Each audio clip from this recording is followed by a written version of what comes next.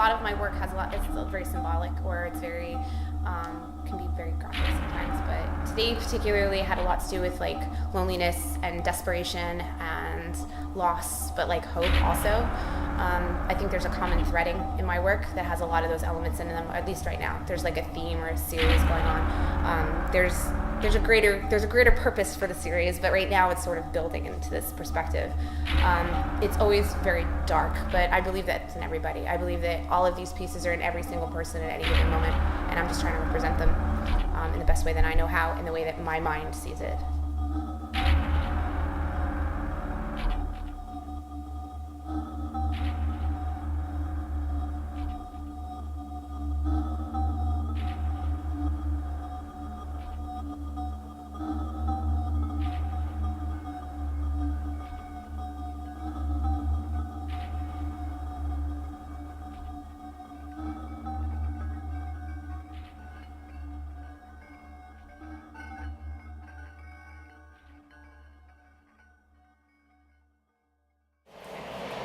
Hi, I'm Deidra Kriner with Relic Imagery, and we're on location for one of my photo shoots. We're doing a fine art set here with a model in an abandoned property that we should not be in, but we are. And we're kind of in the middle of things. We've done a little bit of the day. We have a few people helping us here. Our model is Lindsey McElroy. Rob Coggin, right? And Mike Bird, just helping us out on set so we can get things kind of going. What I do basically is kind of a dark, sort of like emotional, like sometimes creepy, creative projects, and that's about it. So we're putting this thing together, and I hope you enjoy it. Kind of a behind the scenes thing. So, all right, thanks.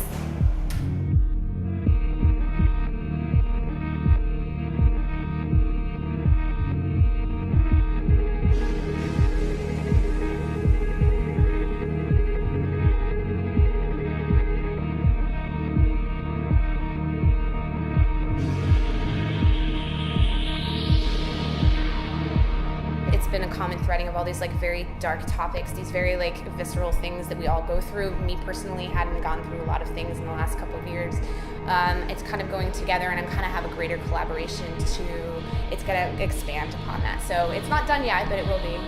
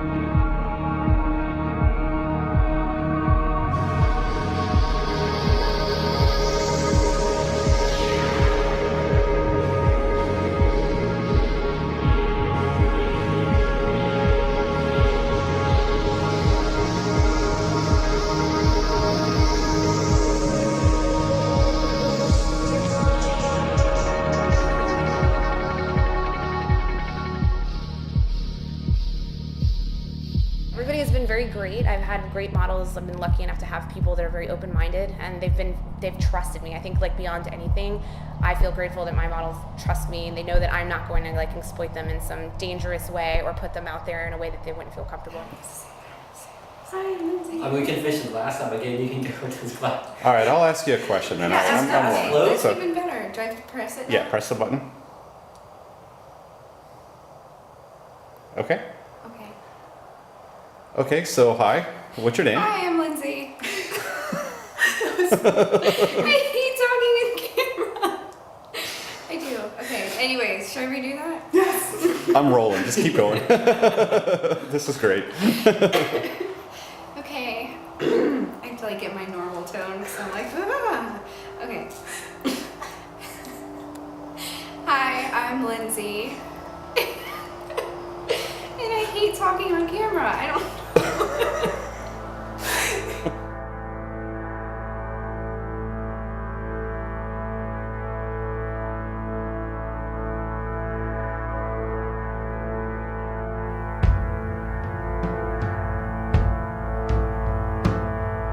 sit and brainstorm ideas in the sense that like I'm coming up with a specific idea, a forced way of saying this is how I want to represent it. It's a lot to do, just happens organically. Specifically, like I'll have a dream or like it just comes to me. It's how it represents me. If I think of an idea or an emotion, that's what I see. That's what I felt to do. And sometimes the space inspires me. The model inspires me. The water, something, some piece of dirt, something, and say, okay, I want to use that in this particular reference. But it's not calculated in that sense. There's a distinctive, compelling force that makes people want to explore those things, those darker elements of life, those darker components of what makes us who we are.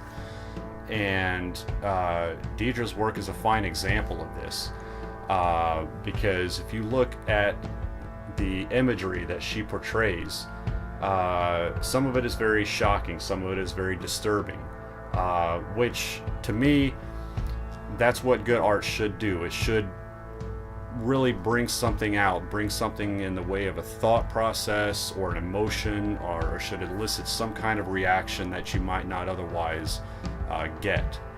It's the difference between looking at something like her work and looking at the art on a hotel wall. It's there for the sake of being there, but Deidra's work actually says something. And I think that it speaks to the multiplicity of mankind as we know it, of humanity, much as she has described, that there are multiple elements taking place, and it's not just the scenes of despair or decay that she's portraying, but there's an element of beauty and hope that's contained within a lot of these images. All in all, it really kind of depicts who we are as complex creatures on this planet. In one of my favorite movies, 2001, A Space Odyssey, Stanley Kubrick once mentioned during the production of this that man is actually the missing link between primitive apes and civilized human beings. This was in more or less a reference to Nietzsche's work in Thus Spoke Zarathustra. And he went on to utilize that concept in the beginning of this film, The Dawn of Man, during which time you see primitive apes gaining a higher order of intelligence through, as they depicted it, alien forces, but in either case, the higher intelligence led to this multiplicity. Intelligence turned into the ability to use tools, and then soon after that followed into weaponizing those tools against their fellow ape. It's something that it really kind of hit home with me in looking at the state of our world today, that we really are in a very unstable condition. I find things on my own, but a lot of times I have friends that have found places that they tell me about and kind of show them to me, or just driving around I've found quite a few of them. I use a lot of spaces over and over, but there's different areas of that particular space you wouldn't think it. So yeah, and they're all very old houses with wood floors and just rot and decay.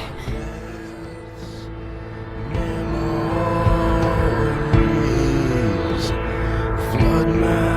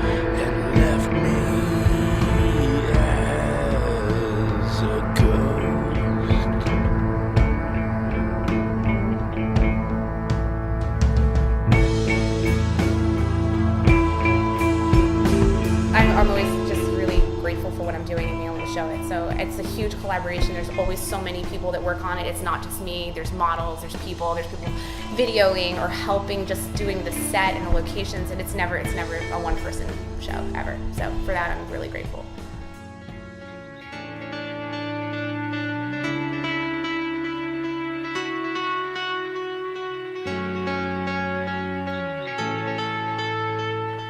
Relic Imagery started as me just having a curiosity to explore.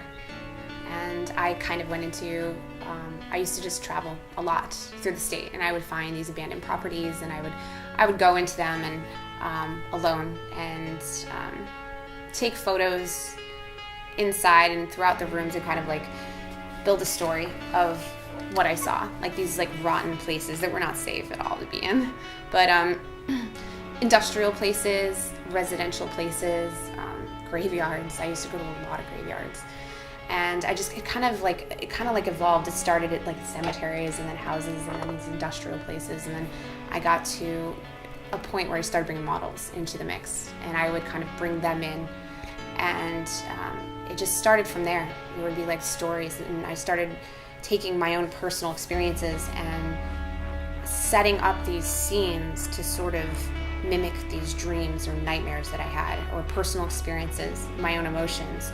Sometimes the model, they wouldn't exactly give me permission, but I would know certain things about them, and I would bring a part of that into the element of the story and have kind of a mixing or a mashing of an idea.